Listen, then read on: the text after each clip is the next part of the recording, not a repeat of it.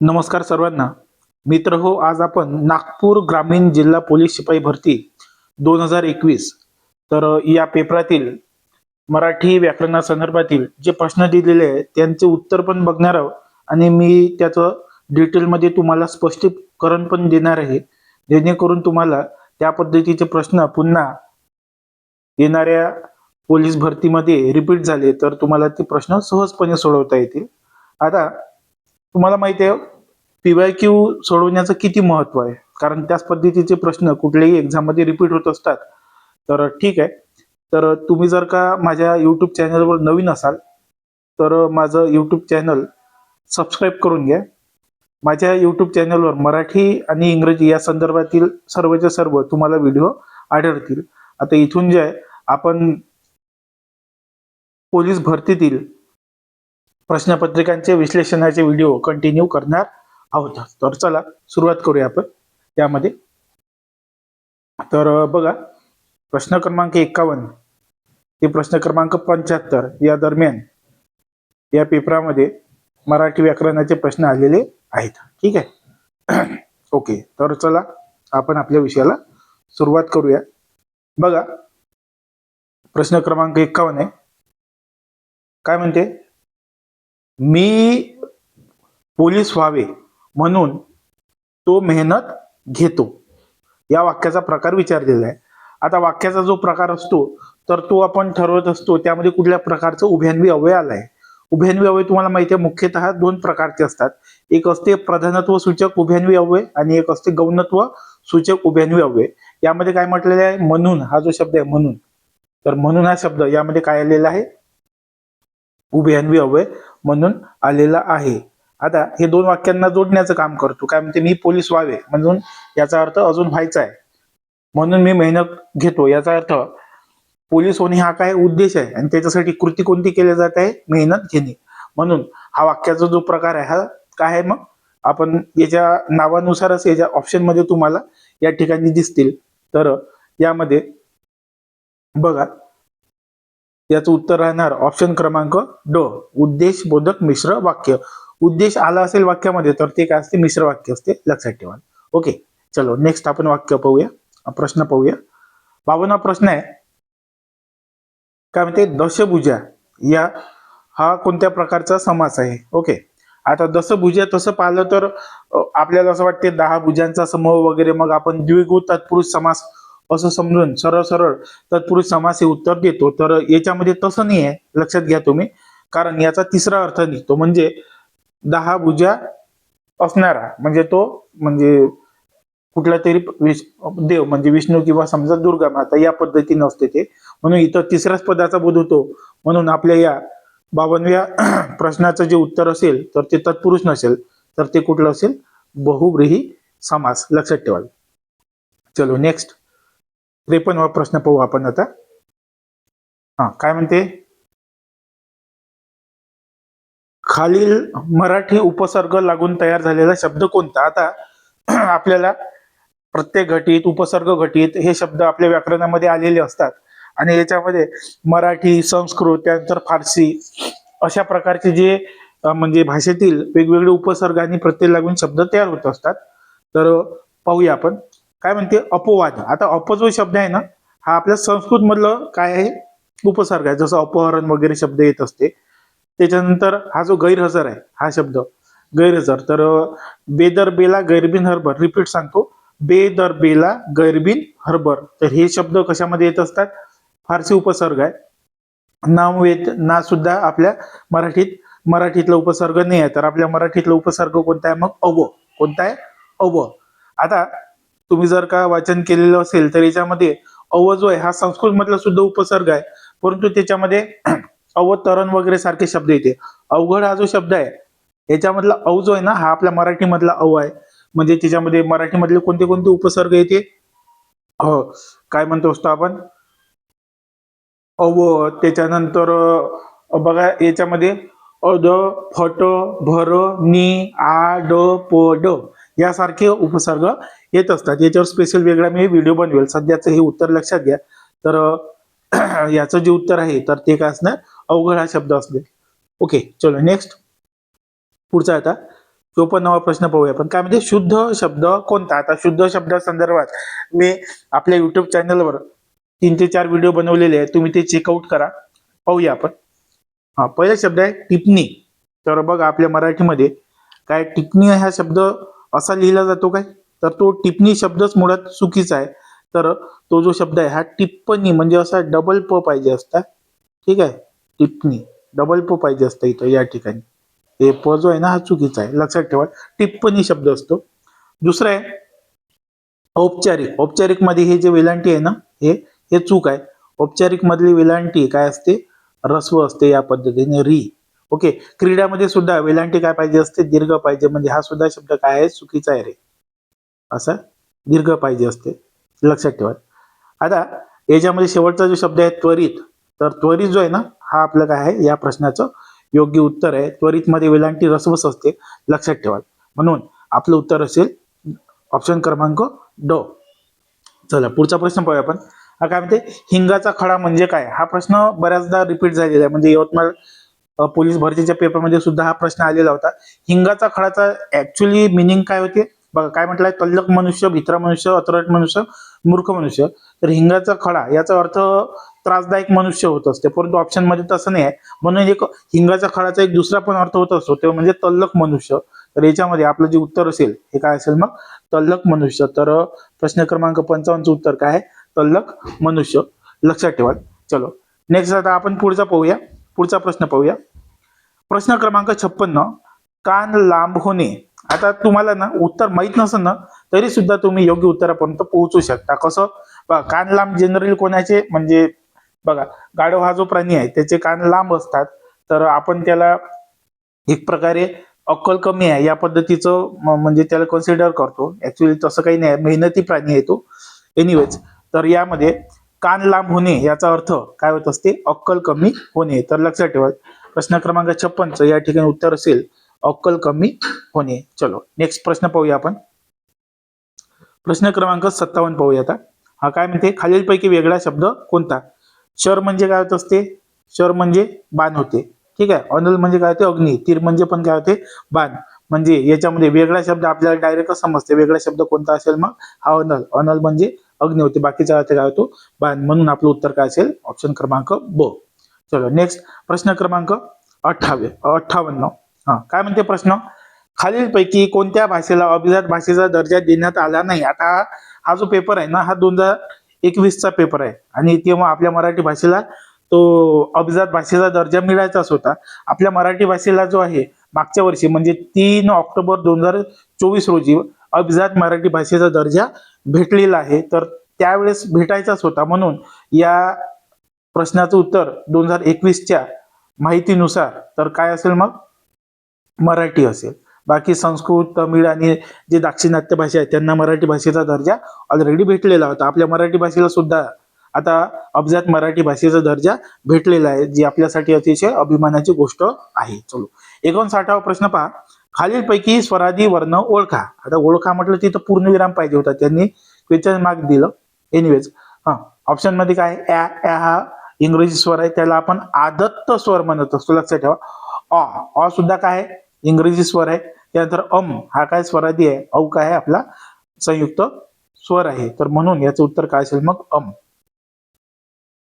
चला 60वा प्रश्न पाहूया आपण आता. हा काय म्हणते, याचा उच्चार कसा करतो रे आपण, मराठीमध्ये मराठीमध्ये याचा उच्चार कसा होतो, चकोर होतो की चकोर होतो? तर आपल्या मराठीमध्ये याचा उच्चार होत असतो चकोर. चकोर. बघा आता मी याचा उच्चार करत आहे, माझ्या जिभेचं टोक जे आहे चकोर म्हणजे थोडं तालूला लागत आहे आणि दाताला पण माझ्या जिभेचा स्पर्श होत आहे. याचा अर्थ हा जो उच्चार आहे हा काय, दंत तालव्य. ठीक आहे. ऑप्शन मध्ये आता यांनी काय नाही दिलाय, दंत तालव्य दिलं नाही. म्हणून आपल्याला चकोर असा समजून, तो हिंदीवाला उच्चार असं समजून आपण याचं उत्तर सांगणार तालव्य. ओके. तसं ऑप्शन मध्ये जर तालव्य आणि दंत तालव्य असतं तर आपण उत्तर सांगितलं असतं दंत तालव्य. याच्यामध्ये ऑप्शन मध्येच नाही, त्याच्यामुळे मग आपलं उत्तर काय असेल मग, याच्यामध्ये आपल्याला उत्तर सांगावं लागेल तालव्य. So our answer will be here option number A. चलो नेक्स्ट पुढचा प्रश्न पाहता. हा काय म्हणते रे, भास्कर या शब्दातील संधीचा प्रकार कोणता? आता भास्कर कसा बनलेला आहे? भा विसर्ग कर, हा जो शब्द बनलाय ना, कसा बनलाय? याच्यामध्ये असं पहिले काय असते? भा, मग असते विसर्ग, मग असते कर, कर. ठीक आहे. तर हा नियम कसा आहे?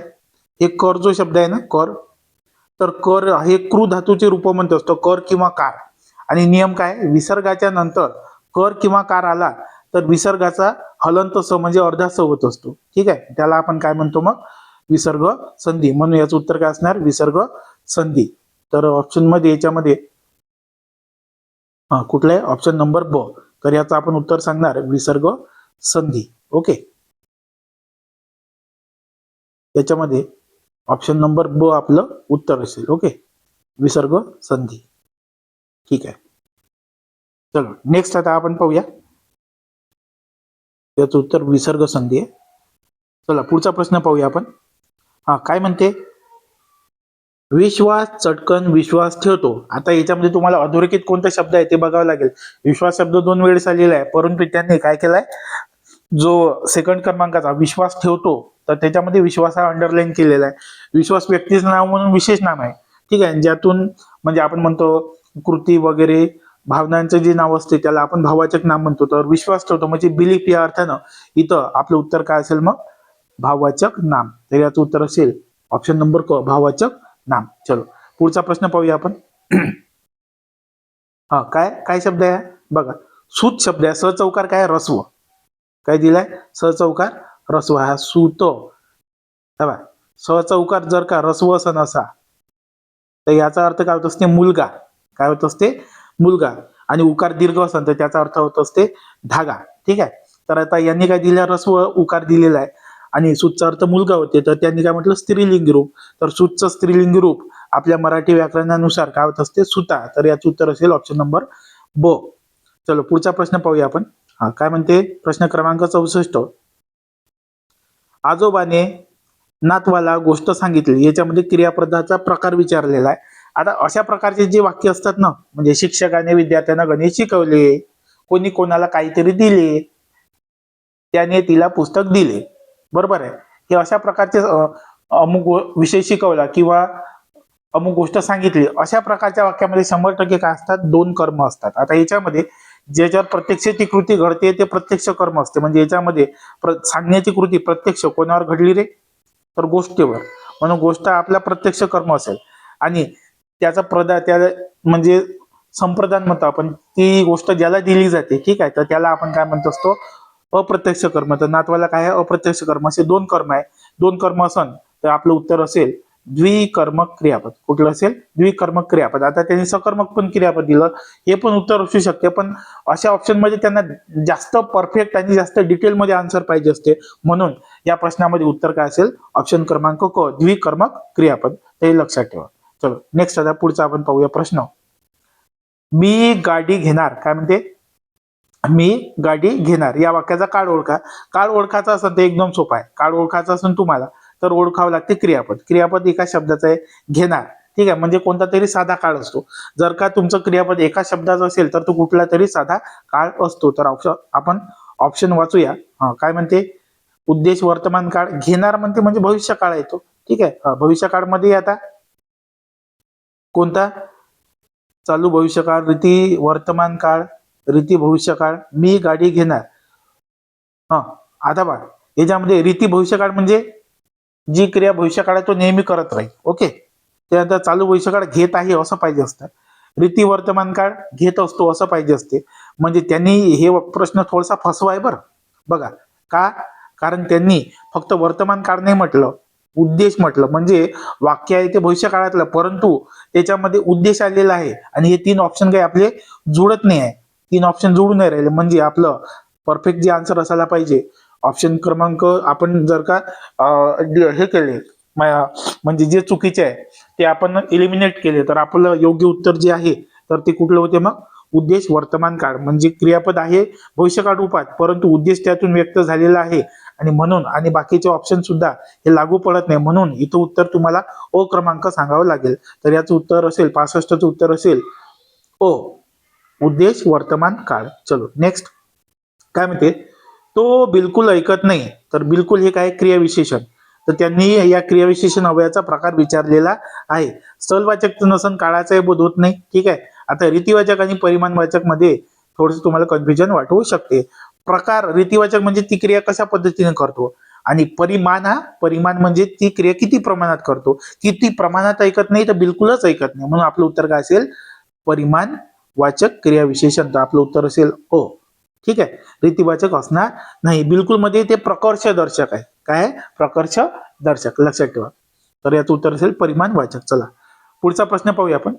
ते व ढ्यात उजेड पडला याचे भाव्य प्रयोगात रूपांतर करा. इथं प्रश्नार्थ चिन्ह नव्हतं पाहिजे, पूर्णविराम पाहिजे होता. पाहता आता भाव्य प्रयोगामध्ये कसं असते, कर्ता आणि कर्म दोघाले, म्हणजे ते कर्म वगैरे असेल तर दोघाले काय असतो, प्रत्यय असतो. आणि क्रियापद तृतीय पुरुषी नपुंसकलिंगी एक वचने आणि भूतकाळी असते जनरली. ठीक आहे. दरवेळेस तसं काही फॉलो होत नाही. तर आता भविष्यकाळ करा म्हणते, सॉरी भाव्य प्रयोग करा म्हणते. तर आता याच्यामध्ये पहा, क्रियापद कोणता आहे, पडला. पडणारा कोण, उजेड. म्हणजे तुम्हाला कर्त्याला प्रत्यय लावा लागेल आणि कर्म नाही आहे याच्यामध्ये, तो प्रश्नच नाही मग. तर अशा प्रकारचे जे वाक्य आहे ना, तर ते आपण भाव कर्तरी भावी प्रयोग म्हणत असतो. तर तेव्हा याच्यामध्ये पाहता, तेवढ्यात उजाडले म्हणजे उजेड झाला, तर याच्यामध्ये कर्त्याचं रूप सेपरेट आलं नाही. प्रत्येक याच्यात काय झालं, आता पहिलं ऑप्शन आपण पाहूया. पहा, अ क्रमांकाच्या ऑप्शन मध्ये तुमच्या कर्त्याला प्रत्यय नाही म्हणजे हा कर्तेरी प्रयोग झाला. याच्यातही ब मध्ये सुद्धा कर्त्याला प्रत्यय नाही म्हणजे हा कर्तेरी प्रयोग झाला. आणि याच्यात सुद्धा कर्त्याला प्रत्यय नाही. परंतु या क मध्ये जे आहे, क मध्ये उजाडले हा शब्द आला आणि त्याच्यामध्येच तो सामावलेला आहे, म्हणून मग आपलं उत्तर काय असेल, ऑप्शन क्रमांक क. तर लक्षात घ्या, याला आपण भाव कर्तेर भावे प्रयोग म्हणत असतो. श्रीमान हे जोडाक्षर कसे बनले आहे. आता श्रावण बाळाचा हा कसा बनलेला आहे, शाळेचा, त्याच्यानंतर त्यामध्ये येते र आणि वेलांटी. तर दीर्घ बघा, हे श आलेलं आहे म्हणजे हे आपलं उत्तर नसेल. एखाद्या वेळेस आपल्याला उत्तर आलं नाही तर जे चुकीचे ऑप्शन असतात ना, ते पहिले एलिमिनेट करून टाकायचे. तर हे आपलं उत्तर नाही आहे. ठीक आहे. तर श अधिक र अधिक आ म्हणजे श्राव होते, म्हणजे हे पण नाही. ठीक आहे. आता या दोन मध्ये पहिले 3 अक्षर सारखे आहे, नंतरचे पण 2 अक्षर सारखे आहे. श्रीमानम, तर इथं आ असं काय नाही, म्हणजे आपलं उत्तर काय असेल, अ क्रमांक. ठीक आहे, लक्षात ठेवा. चला नेक्स्ट पुढचा प्रश्न पाहू आपण आता. काय म्हणते, लिंग रूपाची चुकीची जोडी ओळखा म्हणते. ठीक आहे. तर बघूया आपण. चुकीची जोडी म्हटलंय त्यांनी, पाटीलचं पाटलीनच होत असते, म्हणजे अकारांत पुल्लिंगी नाम असन तर त्याला आपण इन वगैरे प्रत्यय लावून त्याचं स्त्रीलिंगी रूप करत असतो. तर याचं हे जे आहे उत्तर, म्हणजे हे बरोबर आहे. श्रीमानचं श्रीमतीच होत असते, हे पण बरोबर आहे. त्यानंतर वाघ्याचं मुरळी तुम्ही जर का वाचन केलं असेल तर तुम्हाला माहित आहे वाघ्याचं काय होत असते, मुरळी. आणि इथं जनकचं, आता पूर्ण याच्यामध्ये फोटोमध्ये आलेलं नाही, आय थिंक जानकी दिलाय, तर जनकचं जानकी नसते होत, लक्षात ठेवा. जनकचं काय होत असते, जननी. तर याचं जे उत्तर असेल हे काय असेल, जननी, जननी. ओके. तर प्रश्न क्रमांक 69चं उत्तर आहे ऑप्शन क्रमांक ड.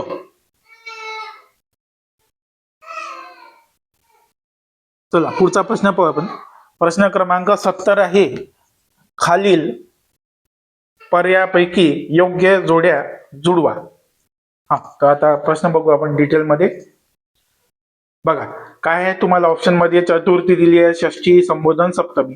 चतुर्थी मध्ये सलाते सलानाते येते, तर याच्यामध्ये सलाते सलानाते चौथ्या ऑप्शन मध्ये आलाय, म्हणजे 1 तर 4 असायला पाहिजे. 1 तर 4 कोणत्या कोणत्या ऑप्शन मध्ये आहे, तर बघा ब आणि ड मध्ये. ओके, ठीक आहे.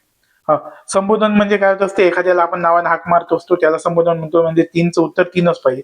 3चं उत्तर 3 याच्यामध्ये पहिल्या आणि दुसऱ्यामध्ये दिलेलं आहे. ठीक आहे. आणि 1चं उत्तर चतुर्थीचं 4 दिलेलं आहे, म्हणजे आपलं जे उत्तर असेल हे काय असेल, मग ऑप्शन क्रमांक या ठिकाणी ब असेल.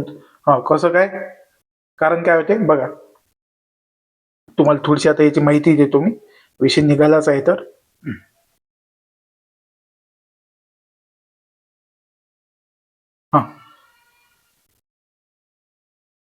पहा, सलाते सलानाते जेव्हा कर्त्याला कर्म सोडून सलाते सलानाते इतर कोणत्याही शब्दाला लागला असेल तर ते चतुर्थी असते, म्हणजे याचं जे आपलं उत्तर असेल चतुर्थी असेल मला. त्यानंतर षष्ठी, चाची जे सर्वांना माहित आहे, म्हणजे हे असेल 1. ठीक आहे. संबोधन एखाद्याला आपण नावाने संबोधतो, हे आहे रामा. सप्तमी, सप्तमी तळीया, तर घरा मूळ शब्द होता, इथं घरा म्हटलाय, म्हणजे हे काय असेल आपलं, हे घरा. ओके, अशा पद्धतीनं आपलं जे उत्तर आहे तर ते कुठलं ठरते मग या ठिकाणी? ऑप्शन क्रमांक ब. चला नेक्स्ट आपण प्रश्न पाहूया. प्रश्न क्रमांक 71. खालीलपैकी मनी आणि त्यांचा योग्य अर्थ त्यांनी विचारलेला आहे. चला पाहूया आपण. काय म्हणते? काशीत मल्हारी महात्म्य, पाहिजे तिथे योग्य गोष्ट करणे चुकीचं आहे. उलटा अर्थ दिलेला आहे, म्हणजे ज्या पाहिजे तिथे म्हणजे चुकीची गोष्ट करणे. ठीक आहे, तर हे चूक आहे. हा, काडी चोर तो माडी चोर, तर हे नावून समजते आपल्याला. काय म्हणते? क्षुल्लक अपराधाचा मोठ्या अपराधाशी संबंध लावणे, हे बरोबर आहे. हलवायच्या घरावर तुळशी पत्र, म्हणजे एखाद्याची वस्तू परस्पर दुसऱ्या थर्ड पर्सनला देणे. हा, आवडा देऊन कोवडा काढणे, तर हे चुकीचा अर्थ दिलेला, विरुद्ध अर्थ दिलेला आहे. म्हणून आपलं उत्तर जे असेल याच्यामध्ये ऑप्शन नंबर ब, काडी चोरतो माडी चोर. चला पुढचा प्रश्न पाहूया आपण. काय म्हणजे? चुकीची जोडी ओळखा. बहुव्रीही, आता त्यांनी शब्द थोडासा चुकीचा केला, वी वर रफार नव्हता पाहिजे. बहुव्रीही समास लंबोदर, लंब आहे उदर ज्याचे असा तो, म्हणजे गणपती गणेश, बरोबर आहे. त्यांनी प्रश्न काय म्हटलं? चुकीची जोडी. ओके. द्वंद्व समास मागे किंवा पुढे, ठीक आहे. अव्ययभाव म्हटलाय शेतकरी, आणि पुन्हा अव्ययभाव म्हटलेला आहे व्यर्थ. हा बा, एक आहे व्यर्थ म्हणजे अर्थ नसलेला, ओके. आणि एक अव्ययभाव जो आहे शेतकरी, शेतकरी हा अव्ययभाव नाही, हा तत्पुरुष समास आहे, म्हणजे शेती करणारा, उपपद तत्पुरुष समास आहे तो. तर याच्यामध्ये चुकीचं जे आपण म्हणू तर ते आहे नंबर को. ओके, लक्षात ठेवा. चलो पुढचा प्रश्न पाहू आपण आता. हा, काय म्हणते? तत्सम शब्द निवडा. शाळा, विंचू, कन्या आणि दिवा. तर याच्यामधून आपला तत्सम जो शब्द आहे, तत्सम म्हणजे संस्कृत मधून आपल्या मराठीमध्ये जसे तसे आलेले शब्द. तर हा कन्या जो शब्द आहे हा काय? तत्सम शब्द आहे, सोपा शब्द होता. चला पुढचा प्रश्न आपण पाहूया आता. हा, काय म्हणते? बघा, झाले बहु, होतील बहु, आहेतही बहु, परंतु यासम हाच, याच्यामधील अलंकार. आता कसं आहे, जेव्हा उपमेय एवढं महान म्हणजे एवढं चांगलं असते की त्याला दुसरं अन्य कोणाचीच उपमा देता येत नाही, त्याला मग त्याचं तुलना करण्यासाठी त्याच्या स्वतःचीच उपमा दिली जाते, त्याला आपण अनन्वय अलंकार म्हणतो. आणि इथं या समहाच म्हणजे याची तुलना याच्याशीच केली आहे असं आपल्याला लक्षात येते, आणि म्हणून याचं उत्तर काय असेल मग? अनन्वय अलंकार. लक्षात ठेवा. तर यात आपण उत्तर सांगूया अनन्वय अलंकार. चला पुढचा प्रश्न. विपत काल. तर इथं जे आहे संधी कुठं झालेली आहे, तला क लागलेला आहे, हा आपला संधिवाला शब्द आहे, आणि खाली त्याचं काय दिलेलं आहे? फोड केलेली आहे, त्याला आपण पोट शब्द म्हणत असतो. तर बघा याच्यामध्ये आता हे ना प्रथम व्यंजन संधीचं उदाहरण आहे. प्रथम व्यंजन संधीचं उदाहरण कसं ओळखता येते? ज्याच्या जे जोडाक्षर असते त्याच्यामध्ये दोन्ही त्यांच्या वर्गातील म्हणजे क ख ग जे आपण म्हणतो त्यांच्या वर्गातील पहिलं अक्षर असते. तर तलवारीचा हा तच्या ओळीतील पहिलं स्वतःचं व्यंजन आहे, त्या स्वतःच्या ओळीमध्ये, ठीक आहे. स्पर्श व्यंजन म्हणतो आपण. क सुद्धा स्वतःच्या स्पर्श व्यंजन ओळीतील वर्गातील प्रथम आहे. तर हा प्रथम व्यंजन संधीचा नियम कसा म्हणतो आपण? अनुनासिक सोडून, ठीक आहे. कोणत्याही व्यंजनापुढे जर का कठोर व्यंजन आलं, म्हणजे हा द पुढे बघा, इथं द पुढे कोण आला? का मधला क आला, ठीक आहे. तर पहिल्या द चा प्रथम वर्ण होतो, म्हणजे द चा काय होतं? त. म्हणजे इथं आपलं उत्तर जे असेल ऑप्शन नंबर ब. लक्षात ठेवा, बाकी ठिकाणी तसं काही आलेलं नाहीये, म्हणून याचं उत्तर ब आहे, ठीक आहे. तर अशा पद्धतीनं आपण या ठिकाणी सर्वच्या सर्व टोटल 25 प्रश्नांचं स्पष्टीकरण पाहिलेलं आहे, आणि मला अपेक्षा आहे की तुम्हाला हा व्हिडिओ आवडला असेल. बघा, तुम्ही माझ्या चॅनलवर नवीन असाल तर हे चॅनल सबस्क्राईब करून ठेवा, आणि बराचसा वेळ द्यावा लागतो, संशोधन करावं लागते. तर तुम्हाला व्हिडिओ आवडला असेल, तुमच्या ज्ञानामध्ये काही भर पडली असेल, तर हा व्हिडिओ बाकीच्यांना सुद्धा सबस्क्राईब करा. आणि तुम्हाला कुठल्या प्रकारचं प्रश्नपत्रिकेचं विश्लेषण पाहिजे हे तुम्ही कमेंट बॉक्समध्ये लिहा, मी त्या प्रकारचा व्हिडिओ बनवेल. माझ्या या युट्यूब चॅनलवर मराठी आणि इंग्रजी भाषा संदर्भात व्याकरण आणि बाकी वोकॅब्युलरी सेक्शन या संदर्भातील तुम्हाला व्हिडिओ आढळतील, ठीक आहे. तर भेटूया पुढच्या व्हिडिओमध्ये. तोपर्यंत सर्वांनी आपली काळजी घ्या. धन्यवाद.